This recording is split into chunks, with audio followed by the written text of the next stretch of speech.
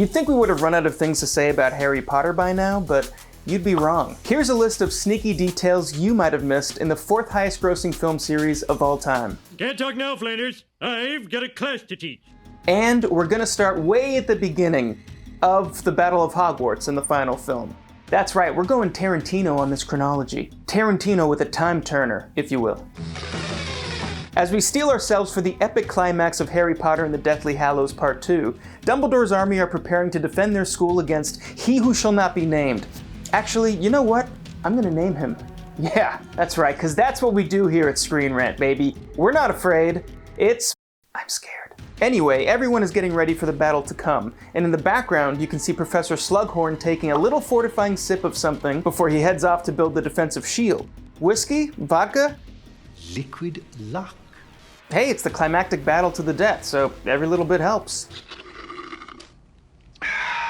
Now back to the actual beginning. There's a scene early on in Harry Potter and the Sorcerer's Stone, or Harry Potter and the Philosopher's Stone if you're into accuracy, where Harry makes eye contact with his nemesis Professor Snape, and his scar immediately starts to hurt. At the time, obviously Harry assumes this because Snape is in league with He Who Will Not Be Named, but if you look closely you can see that Professor Quirrell is standing next to Snape, with his back to Harry, which means Harry is inadvertently looking at the back of his head, Malignant style. Yeah, good old... I'm still not going to say his name. Okay, let's leap forward in time again to the year 2016, the year of the release of the Harry Potter spin-off movie, Fantastic Beasts and Where to Find Them. Did you know that Eddie Redmayne, who played Newt Scamander, originally auditioned for a role in the Harry Potter movies? Specifically, he read for the part of Tom Riddle in Chamber of Secrets, though he was ultimately unsuccessful, and the role went to Christian Coulson. Imagine, maybe there's a parallel dimension where Redmayne got that role and Christian Coulson got Fantastic Beasts. And that's the only difference between here and there. Yeah, so it's not the most interesting parallel dimension in the multiverse. Let's talk movie studio logos. There's a noble and long-running tradition of filmmakers changing these up for different movies. Think Waterworld or Scott Pilgrim changing the Universal Studios logo, the snowy 20th Century Fox logo before Edward Scissorhands, or more subtle changes like The Matrix turning the Warner Brothers logo a moody cyberpunk green.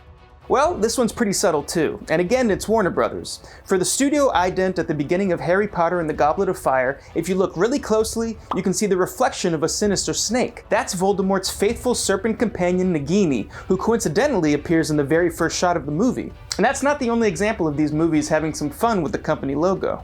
This isn't necessarily something you'd notice by watching the movies a few years apart, but if you binge them in a single day, like some sort of Ravenclaw, or if you find a handy compilation on YouTube, like a true Hufflepuff, then you'll notice that the logos get darker, stormier, and moodier. Very much in line with the way the movies themselves become more serious and mature, as the darkness closes in on Harry and his friends. And you know what else we love? Awkward hugs. Even the son of a famous Death Eater would be forgiven for feeling kind of nervous around He Who Must Not Be Named. And even though Draco Malfoy is, let's be honest, a huge POS from the moment we meet him in the first movie, you can't help but feel a bit sorry for him in Deathly Hallows Part 2 when he's forced to have that terrifying, slightly awkward hug with the Dark Lord. And one little known reason that hug is so awkward is because it was never rehearsed. Actor Ralph Fiennes actually decided to improvise that hug, and Tom Felton had no choice but to go along with it. Cringe, but also scary. That's He Who Will Not Be Named for you.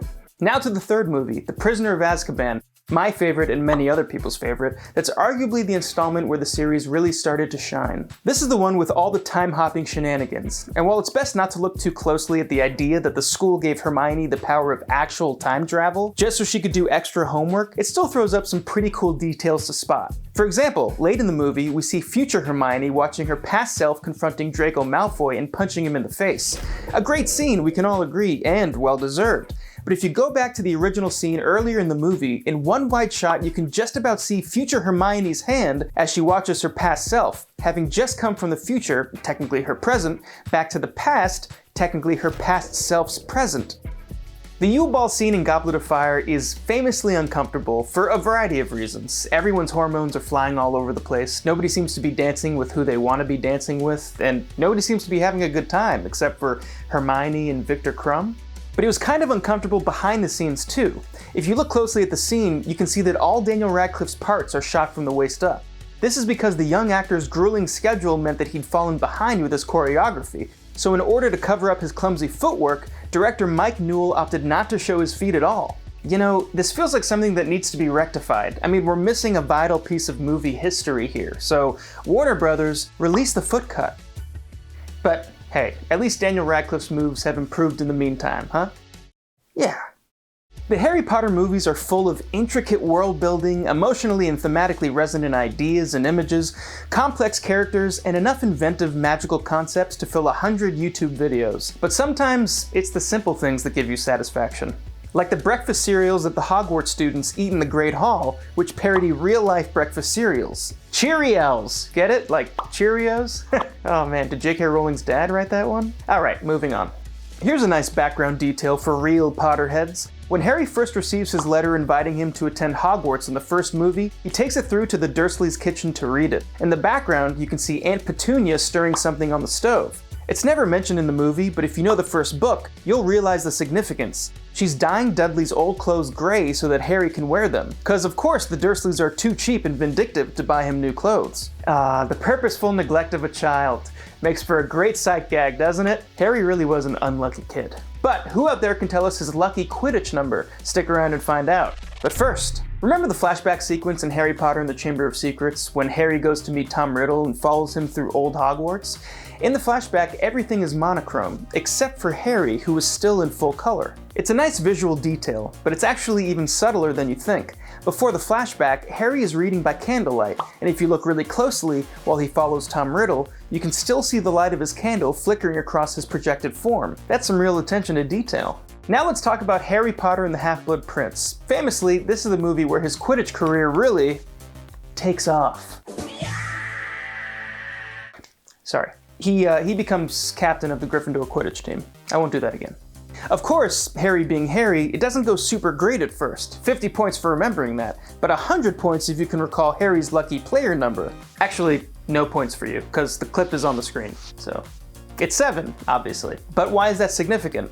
Well, the filmmakers gave him that number as a sneaky little hint to show that he is the 7th Horcrux for He Who Will Not Be Named. Did we say lucky number? More like his unlucky number, maybe. When the Harry Potter movies were first in development, the book's original author requested that only British and Irish actors be cast, and the filmmakers basically respected her wishes, except for the casting of one performer in the first movie, Vern Troyer, who you may remember as Mini-Me from the Austin Powers movies. Troyer played Griphook the Goblin in Harry Potter and the Sorcerer's Stone, though his voice was dubbed by English actor Warwick Davies, who would take over the role entirely for Griphook's later appearances. You know, true story, when they were first casting for the part of Harry in these movies, my grandma really wanted me to audition for the role, and she sent me casting notices and even wanted to fly me out to England, and sadly I never went. But I could have been Harry Potter.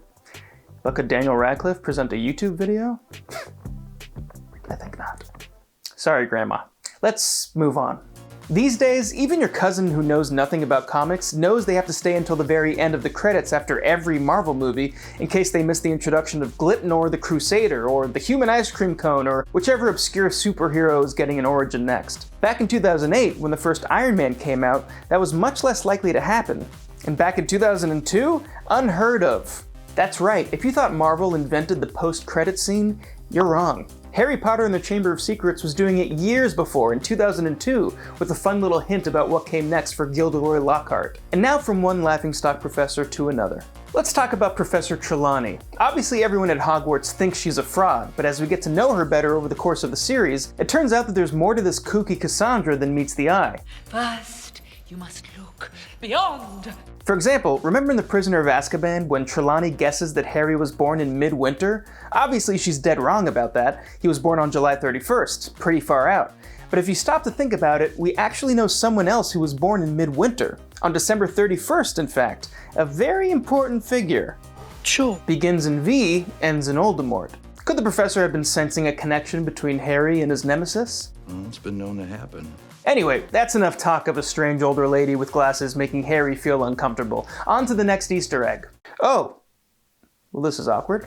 Remember Moaning Myrtle, the gloomy ghost who haunts bathrooms at Hogwarts? Yeah, of course you do. Well, you may not be aware that Shirley Henderson, who plays Myrtle, was already in her late 30s when she first played her in Chamber of Secrets. Makes it kind of creepy that she was haunting a kid's bathroom, if you think about it. Let's not.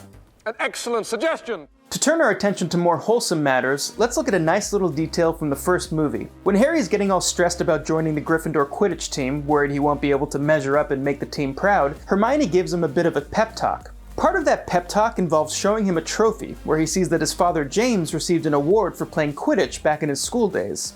And if you look closely at the plaque, you can see that there's another name on there, a student named M.G. McGonagall. Clearly, Harry's head of house had some Quidditch skills of her own back in the day. No wonder she had faith in him. And using advanced de-aging technology, we can actually see what Professor McGonagall would have looked like back in 1971. Sound off in the comments below.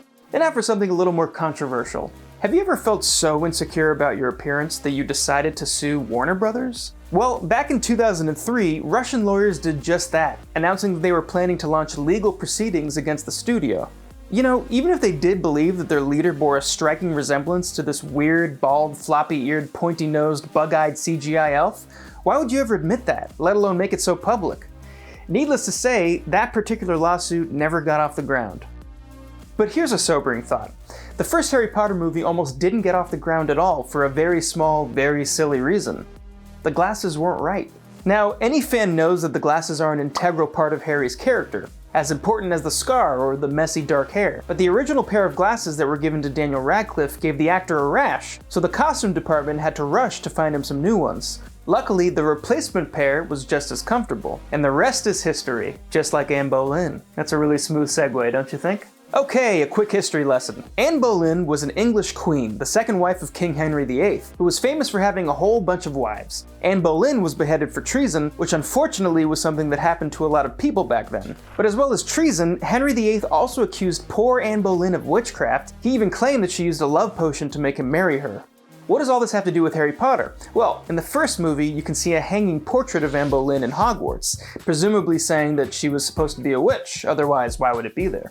I'm not sure if this repairs the Queen's historical reputation or makes it worse, but hey, it's an interesting detail for eagle-eyed fans. And here's something for our even more eagle-eyed fans. Eagler-eyed? What's more eagle-eyed than an eagle? A hawk? Sauron! This is for our Sauron-eyed fans. Anyway, throughout the series, the characters read newspapers like the Daily Prophet, Witch Weekly, and The Quibbler, which are full of moving photographs and crazy stories. But it goes deeper than that.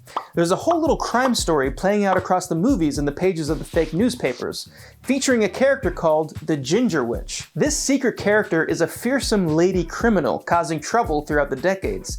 You want to get to know her story better? You best get to pausing them Blu-rays. Okay, spoiler warning, Snape dies in the last movie. Sorry, but if you made it this far in the video, you can't blame me. You blame yourself. It's an emotional scene, a dramatic ending for one of the most complex characters in the series, but think for a second about his last words to Harry. You have your mother's eyes. Snape's obsession with Harry's mother Lily is well known, and even in death, it seems that the last thing he wanted to see were her eyes, or the closest equivalent, which in this case would be her son's eyes. Her son, who he spent the last 7 years bullying. Tragic and romantic, or creepy? I'd call it a red flag, personally, but your mileage may vary. Pop quiz hotshot. Which spells are cast by Harry Potter in the first Harry Potter film, the first movie in a film series about a wizard named Harry Potter? Go. I'll give you some time. Alright, if you answered anything but 0, you're wrong. Harry doesn't cast a single spell in the first movie. Now that's a sneaky detail, something that didn't even happen. But here's one that certainly did happen. In Chamber of Secrets, the Weasleys use flu powder to transport themselves and Harry to Diagon Alley. But Harry gets lost, as he often does, ending up in the sinister Nocturne Alley instead. Luckily, he's rescued by Hagrid before he can get into any trouble, but as Hagrid leads him to Diagon Alley, they pass a bookstore with an interesting display in the window. Are those Harry Potter books? Yes, they are.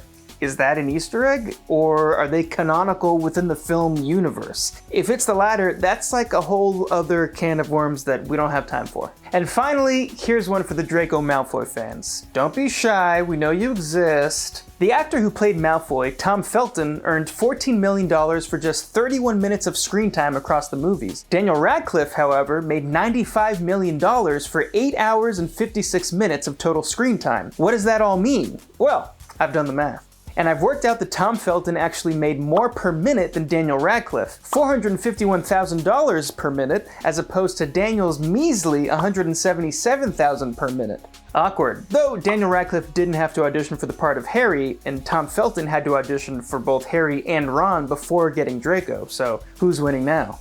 That's right, you, the viewer. You stupid. Let's finish up with an interesting continuity error. In Half-Blood Prince, London's Millennial Bridge gets destroyed by the Death Eaters. But the movie didn't take place until the late 90s, and the bridge opened in the year 2000. Which can only mean one thing. Harry Potter Parallel Universe confirmed. Thanks for watching. Voldemort.